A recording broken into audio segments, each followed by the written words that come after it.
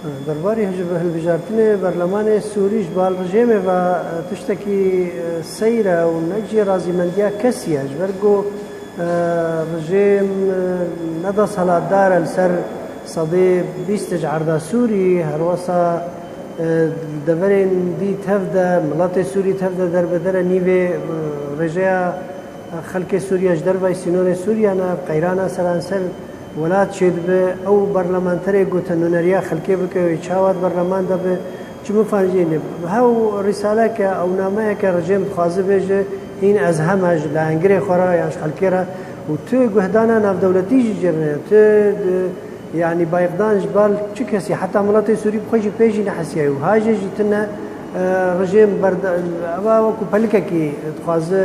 arastayê aliyên navdewletî bike ji bo bêje ve ez hîn heme li ser erdê ji lehengirê xwe re bêje eva şîn heme em wekû Encûmen İçtîmanî Kurdî em pê nemenîne û miletê me jî naçe ser va dengdana û tu nûnerekî berbijêrekî hêja di ber miletê Sûrî de xemxwarê milet bi xwe jî berbijêr jî nekiriye tune ne xelkî wiha û ev rejim divê gereke guftugûyê Gulcinêfê çêbin ber û qonaxa veguhêz çê bibe çareserkirineke siyasî ji vî krîza Sûrî ji bo hemî miletê Sûrî ji bo hemî Sûriya ji bo miletê Sûrî bi tevahî.